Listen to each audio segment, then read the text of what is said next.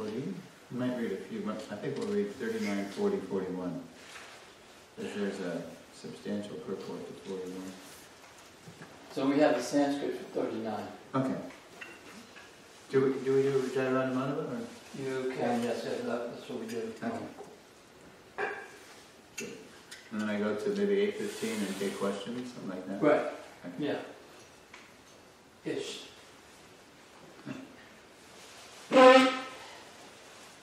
Jaya Radha Madhava Jaya Kunda Vihari Jaya Radha Madhava Jaya Kunda Vihari Jaya Radha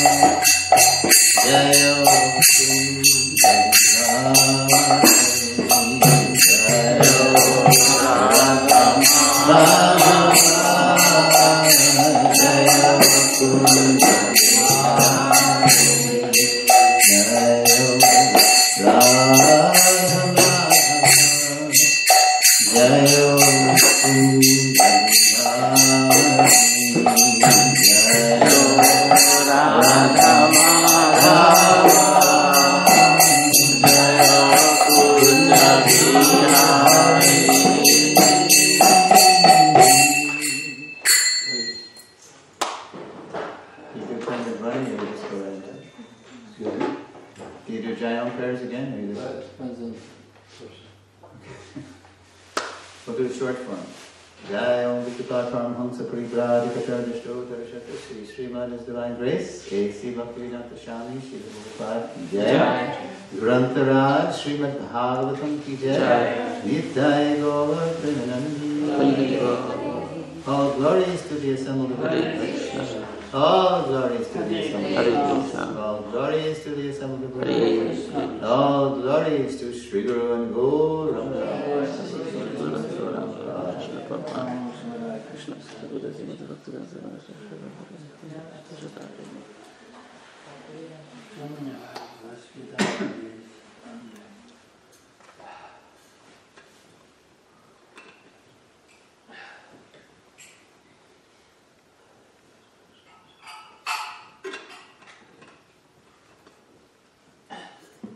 In India, if you touch your lips right to this, you can't even get a class. Papa writes about this in Madhya Lila and Bhagavatam 4854 and CC Madhya 23105. The differences between preaching in America and preaching in India. ISKCON West and ISKCON East. Huh? ISKCON West and... It's kind of north, south, east, west. Om Namo Bhagavate Vasudevaya. Om Namo Bhagavate Vasudevaya. Om Namo Bhagavate Vasudevaya. Om Namo Bhagavate Vasudevaya. Om Namo Bhagavate Vasudevaya. Om Namo Bhagavate Vasudevaya. Oh, my Lord Shri Krishna, Son of Vasudeva, all-pervading personality of Godhead, from our respectful obeisances unto you. Reading from the Srimad Bhagavatam, translation and commentary by Srila Prabhupada, Canto 1, Chapter 18, Parikshit cursed by a Brahmin boy. We'll start with text 39 on the boards. Savangiraso Brahman. Savangiraso Brahman. Savangiraso Brahman. Savangiraso Brahman. Shrutva Sutavilapanam. Shrutva Sutavilapanam. Shrutva Sutavilapanam. Shrutva Sutavilapanam. Unmilya Shanakar Netre. Unmilya Shanakar Netre. Unmilya Shanakar Netre.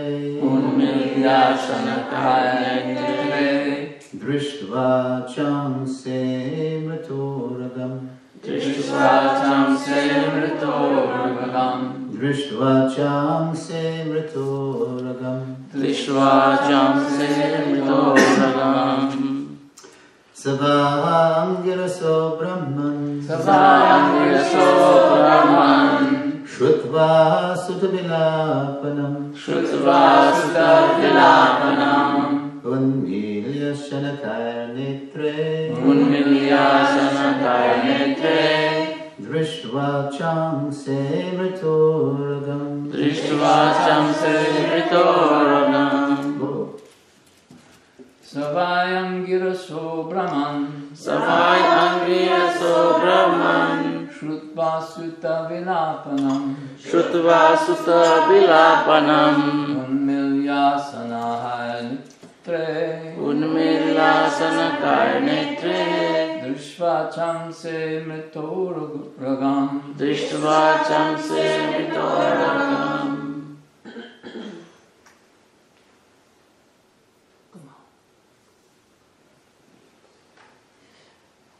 Ladies? Savangiraso Brahman. Savangiraso Brahman. Vasutavilapanam. Shrutva Sutta Vilapanam.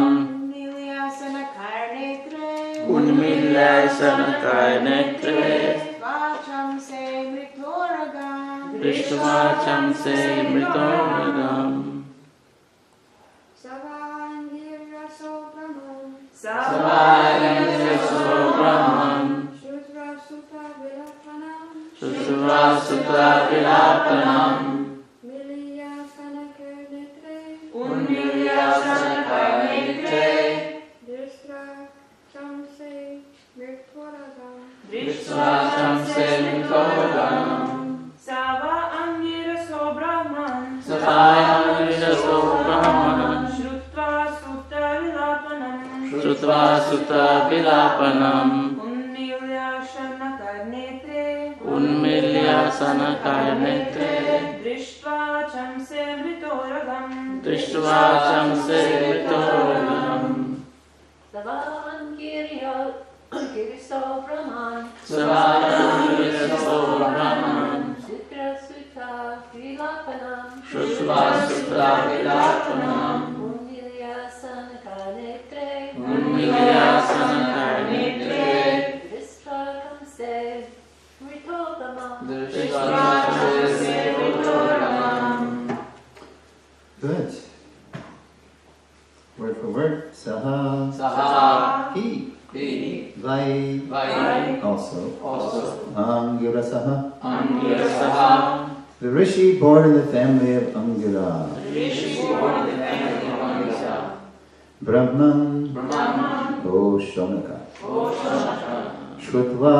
Shrutva. On hearing. On hearing. Sutta. Sutta. His son. His son. Vilapanam. Vilapanam. Crying in distress. Crying in distress. Unmilya. Unmilya. Opening. Opening. Chanakayahi. Shanakari. Gradually. Gradually. Netre. Netre. By the eyes. By the eyes. Drishtva. Drishva. By seeing. By seeing. Cha. Cha. Also. Also Amse. Amse. On the shoulder. on the shoulder Mrita. Mrita. Dead. Dead. Uragam. Urgam. Snake. Snake. So this is a section dubbed by the proofreader. You know, in the table of contents, you have sections. Do you ever notice little blurbs? So that was my roommate Devamrita Brahmachari, now Devamrita Maharaj. He would make the blurbs. He was the proofreader. I was the indexer, and he would meditate on these blurbs a lot. He had to, see the section and see what was really the main point of this series of verses, and then he'd just give it a title. So the title he gave for page 333 to 341 is "The Puffed Up Brahmin Boy." So that orients me now. I know where we are. Okay, translation. Oh Brahma. So this is Sutta, because he's saying to Shonaka. Shonakai, is it? No, Brahman. Oh Shonaka. So Sutta to the sages at Naimisharanya, and the spokesman is Shonaka. So Sutta says, O Brahmanas, the Rishi, who was born in the family of Angira Muni, hearing his son crying, so this is Shamak Rishi, hearing his son crying, gradually opened his eyes and saw the dead snake around his neck. Vast difference between his response and, what's his name? Shringi. And Shringi's response to the dead snake.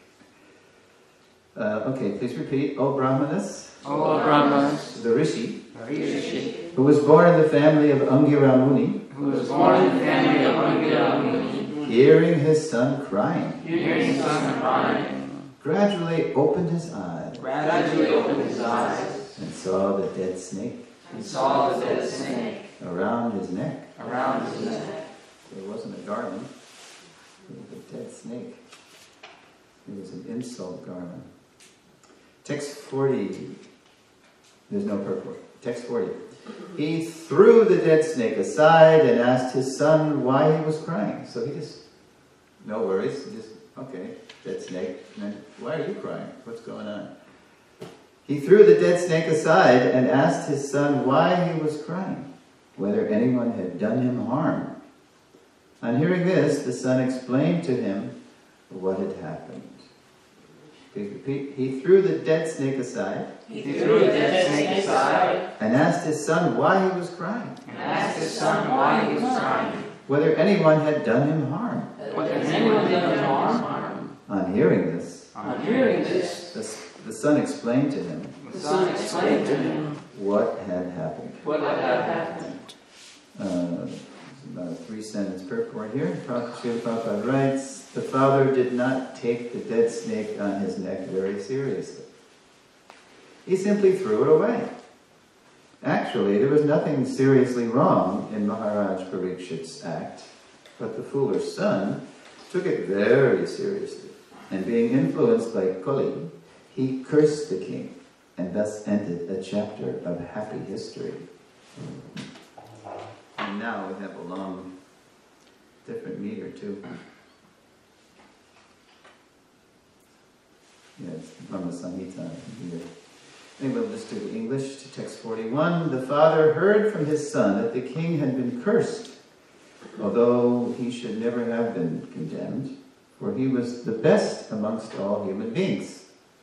The rishi did not congratulate his son, but, on the contrary, began to repent, saying, alas! There must be an aho here. Yeah, there's an aho. Alas! What a great sinful act was performed by my son. He has awarded heavy punishment for an insignificant offense. Let's do that responsibly. Please repeat. The father heard from his son. The father heard from his son That the king had been cursed. that the king had been cursed, Although he should never have been condemned. although he should never have been condemned. For he was the best amongst all human beings. For he was the best amongst all human beings. The rishi did not congratulate his son, The rishi did not congratulate his son, but on the contrary began to repent, but on the contrary began to repent, saying, alas! alas! What a great sinful act was performed by my son. What a great sinful act was performed by my son. He has awarded heavy punishment He has awarded heavy punishment for an insignificant offense. for an insignificant offense. So that's a saintly person, right? He's tolerant and merciful. Not only tolerant, but he's very, very kind. Even when someone tries to do him wrong, he doesn't take offense. Srila Prabhupada's purport. The king is the best of all human beings. He is the representative of God, and he is never to be condemned for any of his actions. In other words, the king can do no wrong. So, those were the days, my friends, right? When the king can do no wrong. And, the king, actually in the Magna Carta, it said, when they signed the Magna Carta, the running lead in 1215, that was part of the Magna Carta. The king can do no wrong. So, that didn't last long, right? Monarchy gave way to democracy, and democracy gave way to what we have now. Free for all. So, the king is the best of all human beings. He is the representative of God, and he is never to be condemned for any of his actions. In other words, the king can do no wrong. The king may order hanging of a culprit son of a Brahmin, but he does not become sinful for killing a Brahmana. Even if there is something wrong with the king, he is never to be condemned, because if he's actually the king, a saintly king. And they even talked about it in Europe, the divine right of kings. But it got corrupted. It was corrupted so fast, because it's Kali Yuga. So what do they say? Power corrupts, absolute power corrupts absolutely. Yeah. And so that's why we have a big thing today, right? No one is above the law, even the president. Because it doesn't work. And Prabhupada even, if you read, there's a conversation in New Vrindavan, June 9th, or 10th, 1969. It's all about, it's a conversation about how New Vrindavan is going to be managed. Is it going to be Hayagriva or Kirtanananda? There's a big, in Prabhupada's first visit to New Vrindavan, the first ISKCON farm, and the big personalities there were Kirtanananda, who was in the sannyas order, and Hayagriva, who was in Grihastha. So basically, they went to Prabhupada, and they were asking Prabhupada, okay, who's in charge? Because if he's in charge, I'm leaving. And if he's in charge, I'm leaving. Right? So Prabhupada's just, He's just chuckling through the whole thing. Because they need each other, and New Vrindavan needs them, and they need New Vrindavan, and they started New Vrindavan and under Prabhupada's inspiration. And so Prabhupada's, the whole conversation, if you have the database and you go there and you read the transcript, it's even better if you can hear the conversation, because you get the attitudes and the tones and all that. And so Prabhupada, once Prabhupada understands what they're saying in terms of, if he stays, I go, he goes, I stay. Then Prabhupada says, what to do? If I say one of you is in charge and the other will leave, and that doesn't work. You need each other. You need New Vrindavan, they need you. So the solution was brilliant. After Prabhupada convinced them that even though they might not like the others, each might not like the other's management style, you have to practice patience and tolerance and adopt the cooperative spirit. You'll see in the Founder Acharya seminars that Prabhupada's Mahavakya, if you will, his overarching main message, utterance to the devotees is cooperate. Cooperate, work together. So after he expertly shows them how this project is bigger than you, and both of you want this project, so you have to learn how to work together. And then his solution, that was the point, but then Prabhupada still had to make some practical answer, right? So he said, okay, Kirtananda Maharaj, you're in the sannyas order, so you shouldn't be staying here much. You should be traveling and preaching. And you inspire people with your preaching about the project, and you bring them to New Vrindavan. Inspire them to take a look to see if maybe they'd like to stay here and make this their life's work. And Hayagriva, Prabhu, you are a householder, and you have a wife, and there may be children, so you should stay here. So when you're here, and Kirtanananda Maharaj is on the road, you're in charge. You're the president, and you're the practical daily manager. But then when Kirtanananda comes back, you should take his advice. He's the sannyasi. He's the spiritual master of all the varnas and ashrams. And so when he comes, you should listen to what he says. And take heed, and then when he leaves, you're back in charge. So he had them be co-managers, just according to their varnas and ashrams. So it's great. But before, Prabhupada couldn't just say that in the beginning. He had to get into their hearts and really help them understand how this is Krishna's project and you're inspired by it. So if you want to do anything great in this world, you have to practice patience and tolerance and cooperation. So they did that. That was in '69. I joined there in 1970. It wasn't easy, but it worked for the sake of Prabhupada and the movement. And that's a big message too. Why do we cooperate? Well, ultimately, the rock bottom foundational inspiration in the Hare Krishna movement is our foundational master, Srila Prabhupada. So, just a little preview, a little ad for tonight. Okay, so back to the king can do no. The king may order the hanging of a... Okay, we read that. Even if there's something wrong with the king, he is never to be condemned. Because he actually is a Seva king. He is a Raja Rishi, a Rajarshi. He's not simply a pretender. He's not simply some dictator, tyrant, buffoon, what have you.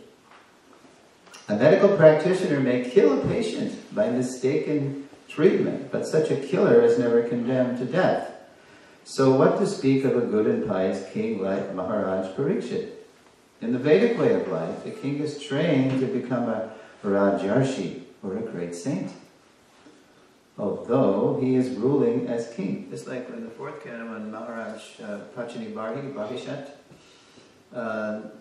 he's got 10 sons, the Prachetas, and so at one point in their upbringing, when they're mature, Prabhu, I'm so sorry, but I can't hear you because of the timbre of your voice and that you lean back from the microphone. Uh-huh. So Sorry about that. Let's see if we can correct that. Am I speaking too fast also? No? Okay. All right. I think it's all about this, right? Yeah. Okay. And you're way over there. Now, who told me yesterday that the acoustics are so good that if somebody says something in that corner, somebody over here will hear it? You told me that, Jesse. I did. Mataji's a little hard of hearing. yeah, Okay. we don't hear well. Okay. Sorry. I'll turn it up ever so slightly. This speaker is very sensitive. If you just turn it a hair, the volume jumps way up. It blasts. So I'm going to try to just turn it up a smidgen. No, this is good. This is helping me understand the situation here. Thank you. Sure. No problem. Will you be sitting there tonight? Will I be sitting out tonight? You're sitting here tonight. Well, no, I don't have to come. No, we want you to get off clothes. Oh. No. You can stay there. No, I I'm just- teasing. Yeah, we're just making garlands now. I'll be closer to Okay, good. Yeah, that's always helpful when the weaker ears are close. Okay. Where am I? I'm lost. Oh, King Varnisha. Yeah, so Mara, and this is interesting because Prachani Barhi, he was actually very attached to his position as a king. And he was kind of a karma kandi guy.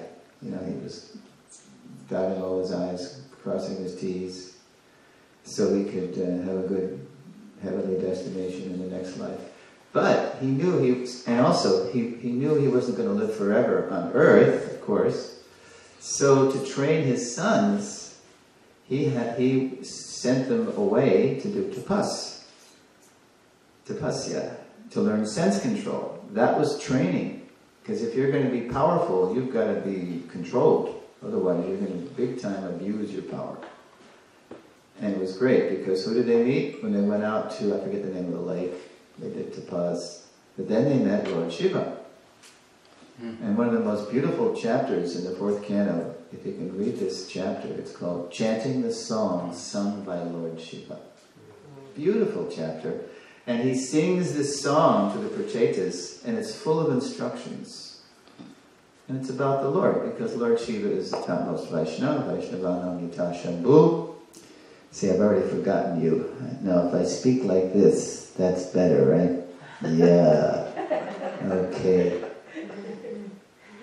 I always speak. When I was growing up, there was a famous radio personality named Arthur Godfrey. And he what? He was on television. He was on, right, in movies and TV. And so they asked Arthur what his secret was, why he was such an attractive when he was doing radio earlier. And he said, because I always think that I'm just speaking to one person. And the person, and actually he said, an elderly lady. He said that. So I have to follow in the footsteps of the great radio Acharya. Mahajan. Anyway, I'll try to be conscious. So Lord Shiva, he sang this beautiful song. It's roughly text 30-something to 70-something. And it's just beautiful. It's such a beautiful song. And so the Prachetas, they memorized it right on the spot, because that's how they could do that back in the day. And then, later on, they, after Lord Shiva left them, then they traveled and then they went to, I forget the name of the lake. Anyway, I don't think it was Bindu Sarovar, but... Was it Mahasarovar? Something Sarovar. It means lake, right? Might have been. So they were underwater meditating, and they were so focused on the Supreme Lord in their meditation that you've seen the painting perhaps. Lord Vishnu comes down on Garuda, and they go underwater, and he gives them a submarine darshan. And this is actually in the seminar too, come to think of it. So anyway, okay. So we're still reading the purport. In the Vedic way of life, the king is trained to become a Rajarshi, or a great saint. That's the training. Not the JFK School of Government, or, it's tapas. They learn sense control. That's the main training, first of all. It is the king only whose good government the citizens can live. It is the king only by whose good government the citizens can live peacefully and without any fear. The Rajarshis would manage their kingdoms so nicely and piously that their subjects would respect them as if they were the Lord. Wow. It's hard to imagine, because today, at the heads of state, it's pretty rare that they really love their leader. It's so contentious. Yeah, it's just because it's all about party interests. If you're this, and then somebody else is that, and they don't. Because there's no common center. It's just all about power and politics. The Rajarshis would manage their kingdoms so nicely and piously that their subjects would respect them as if they were the Lord. That is the instruction of the Vedas. The king is called Narendra, or the best amongst the human beings. How then could a king like Maharaj Parikshit be condemned by an inexperienced, puffed up son of a Brahmin, even though he had attained the powers of a qualified Brahmin? This is the fall of the Brahmin, the Brahminical order. Starts with Shringi, his misuse. Even though he had attained the powers of a qualified Brahmin. But you got power, you're not qualified to use the power, you misuse it, and everything devolves from there. Fallen Brahmins, fallen Kshatriyas, fallen Vaishyas, everybody's kicking, everybody's on strike. Are they still striking in France? The people were striking, right? Because there's big protests there. Yeah, it's because Macron was trying to get money, have them work harder, right, and not make as much. And they said enough is enough. You better watch it. They could get beheaded like they did back in the day. So, since Shonaka Rishi since Shonaka Rishi, the father, was an experienced good Brahmin, he did not approve of the actions of his condemned son. So just because he was a son didn't mean he was saying it's okay, right? Like Dhritarashtra, the tragic person in the Mahabharata. He knew better, but he was so attached. He so resented the fact that he couldn't be the king, that he was willing to tolerate anything Duryodhana did, even at the cost of the ruination of his whole family line, his whole dynasty. So Shonaka Rishi wasn't like that. He was a Brahmin. He was a detached Brahmin, a Rishi. And so when his son misused his power, he didn't just spoil his son. He began to lament for all that his son had done. The king was beyond the jurisdiction of curses as a general rule, right? King Bena was over the top, so the Brahmins, hanta, kill him, and just by the power of their curse, dead. That's Brahminical power. They can't do that. What do they do? They just swear. That's the curse. They utter some oath, right? What do they call it? I forget the word. Curse. Curse, and then there's a polite word for cursing they always use in the news. What's the word they use? Expletive. He uttered some expletive, and then you hear beep. That's Kali Yuga cursing. Just swearing, and then beep, bleep. Yeah. The king was beyond the jurisdiction of curses as a general rule, and what to speak of a good king like Maharaj Parikshit. The offense of the king was most insignificant, and his being condemned to death was certainly a very great sin for Shringi. Therefore, Rishi Shamik regretted the whole incident. Srila Prabhupada ki. Jai. Om Ajnana Timirandasya Jnanam Janasalakaya Chakshuram Militam Yena Tasmai Shri Gurave Namaha. I was born in the darkest ignorance, and my spiritual master is opening my eyes. With the torch of knowledge, I offer my respectful obeisances unto him. So I'm really happy to be here in New Talavana. Hare Krishna, one of the early ISKCON farms. Your timeline is just like Itanagari, where I lived for many years. You got the property in 74, you started planting in 75, I believe. That's just like Itanagari. Itanagari, we got the property in December 74. The spring planting was 75, spring 75. We got all these nice brown Swiss cows. And I was telling Jesse how by 1983 the herd was so good that the Pennsylvania Dairymen Herd Improvement Association, they gave us the award for having the best herd of brown Swiss cows in the state. And it's a big. Pennsylvania is a pretty big. It's the 5th largest dairy state in America. So we went to the awards banquet, as it is.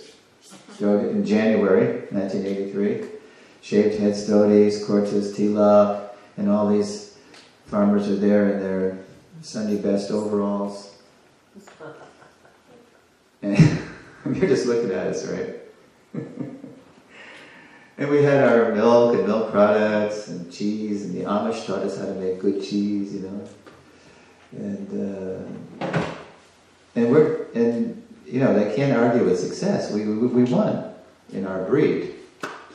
So they're just looking at us. And then after the ceremony, they come up to us and they say, "How do you make it?"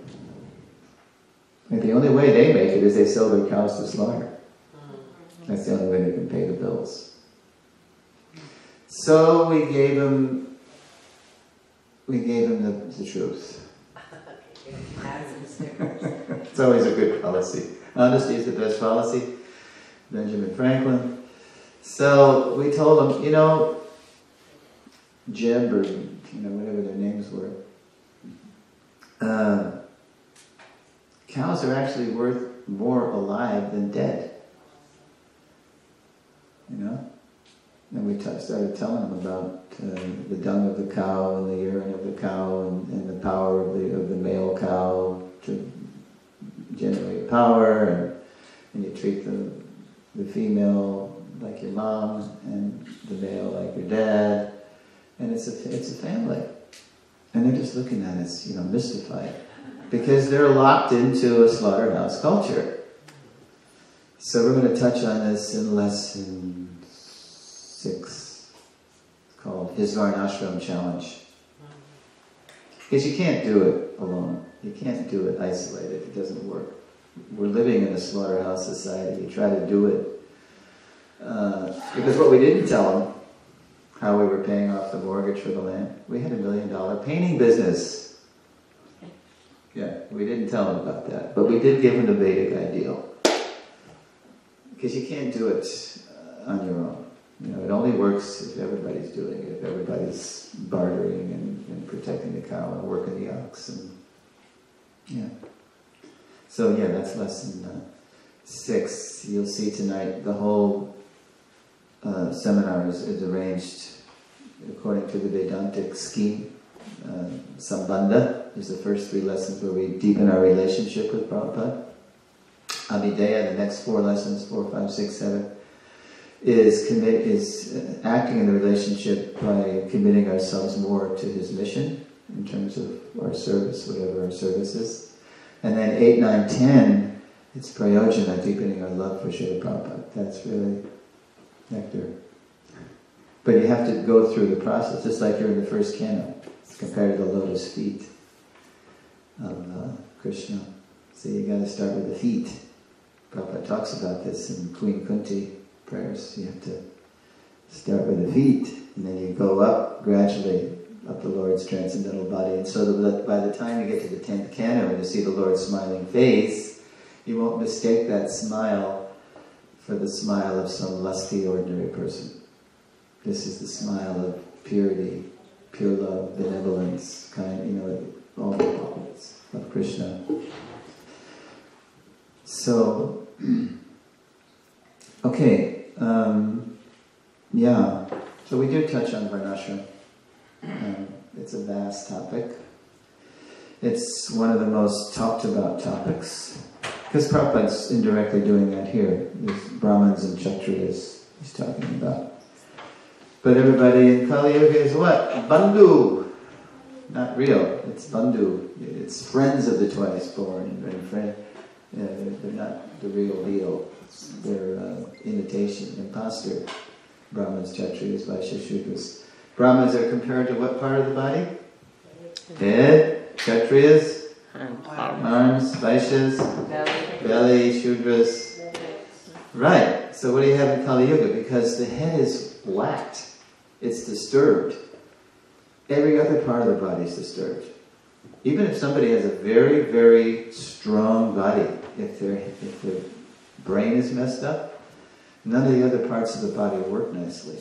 What's that verse in Bhagavatam of no part of the body can see, like the legs, the arms, the belly, even though they can't see the eyes, it's the eyes that's directing all those other parts.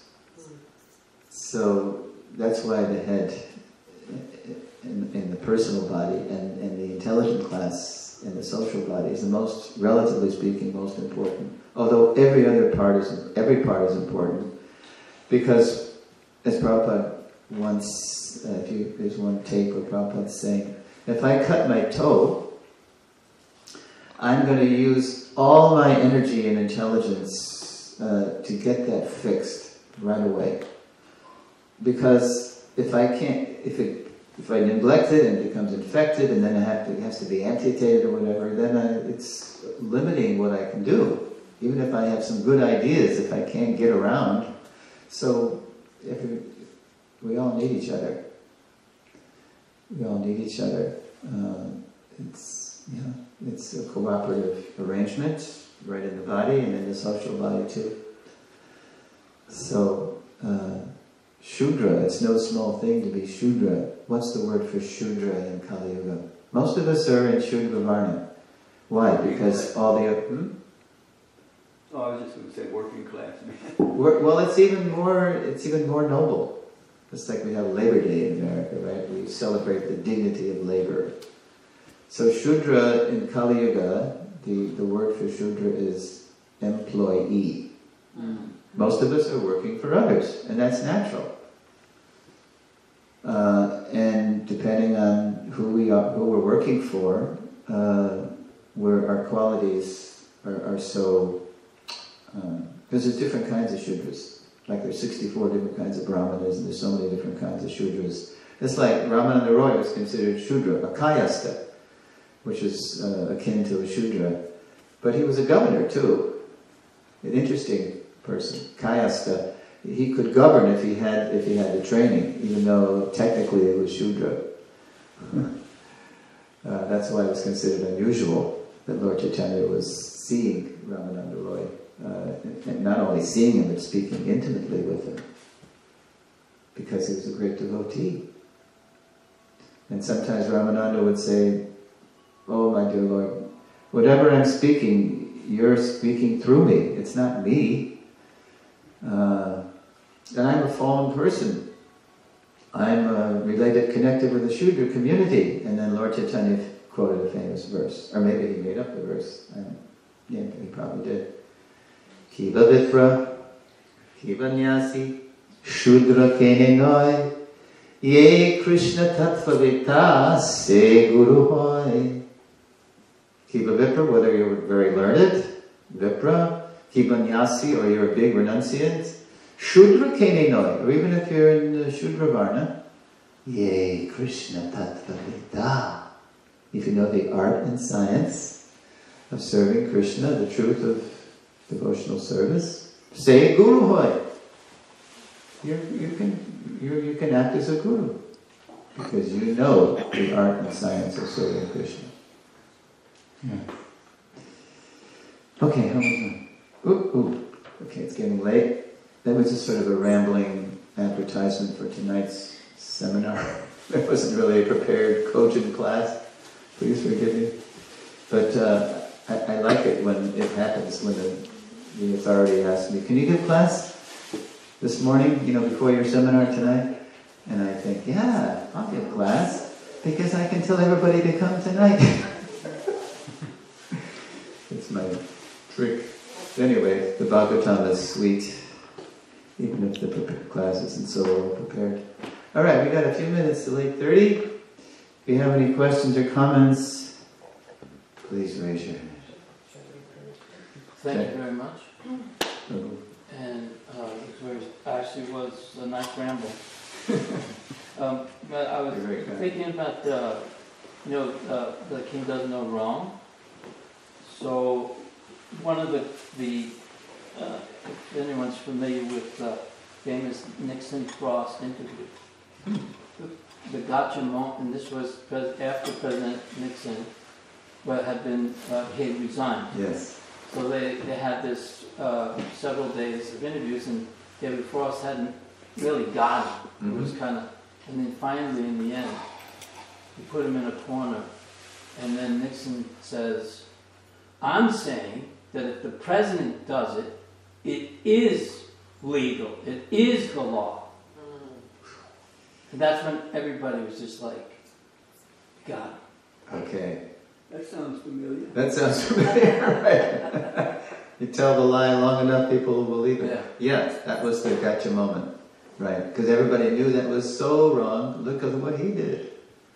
Yeah. But in a sense, it's in our... Right, it should be that way. Yes. Yeah, if people are qualified. It's like both in Toronto, Canada in 76, June 18, and the next month in July in Chicago. Well, first, this is Professor O'Connell, the late great Joe O'Connell, a good friend of the movements, who wrote great reviews for Prabhupada's books, because he was a Gaudiya scholar, and he teach Gaudiya Vaishnavism. He said, can a lady be a GBC or a guru, I believe? I know it was GBC. It was GBC. Prabhupada, yes, why not if she's qualified? And then he quoted the Kiva Vipra verse. Kiva Vipra Kiva Nyasi Shudra Kene None. It's based on qualification, not body.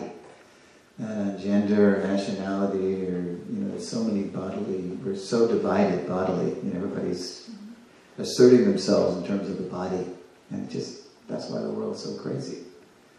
Everybody's trying to find freedom and equality and self-esteem in terms of the body. Now, we play our role in Varnashram in terms of the body, but we're not the body. That's the paradox of Varnashram. We act according to the hand that's been dealt us, so we can transcend it. Varnashrama charavataha. So anyway, Nixon said that. He said it is the law. Yeah, and Trump is practically saying, "Oh, I said it. Sorry, the T word. I made a promise I wouldn't say it." Okay, so so that's so wrong because. And that's the punchline of the story in the Vrindavan meeting that I was saying. Because in the beginning of the conversation, practically the beginning, when Hayagriva says, okay, how should we manage ourselves? How should we...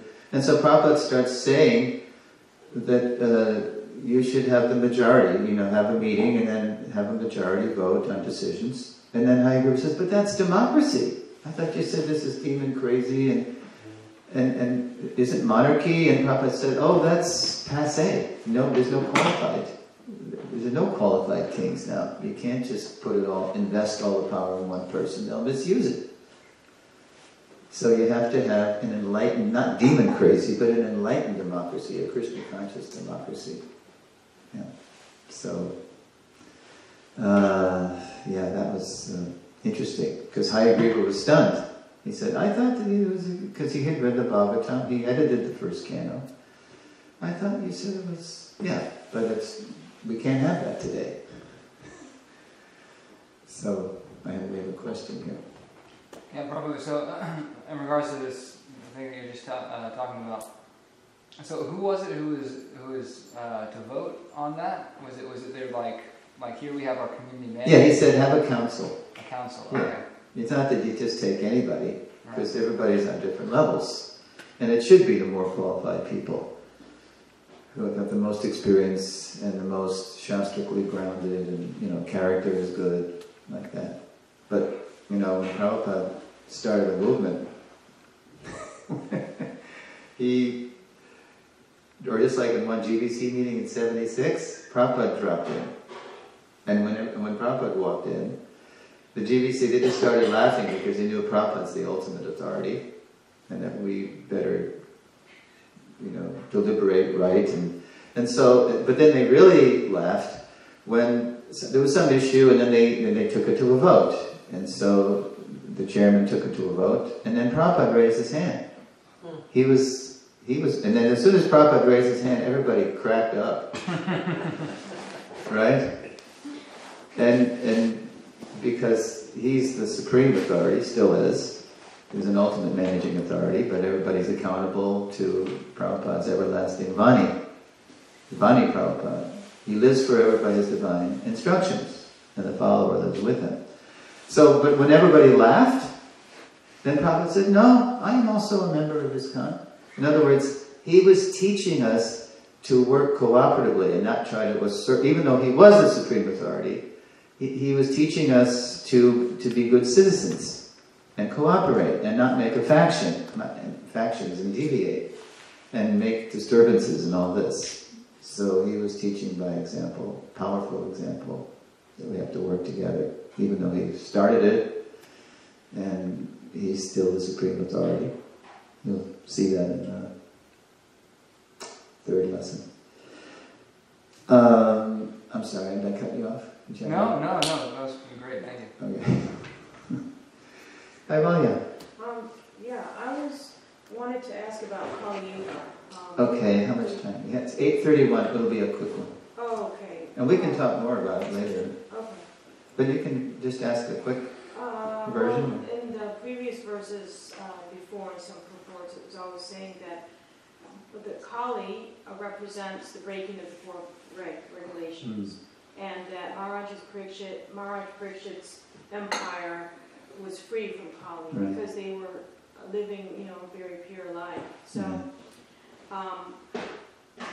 is it that the age is so overwhelmingly powerful? The age of Kali just has its characteristics that you could be in a community and more or less everyone's following, but the Kali Yuga is so pervasive that it can affect, I'm asking, is this true, that it can just creep into anybody and affect you, or is it a personality, is it a vibration, is it... If there is a person, it's always, everything is ultimately personified. It's like Ganga, there is a goddess behind the Ganga. There's everything, every energy has its personification.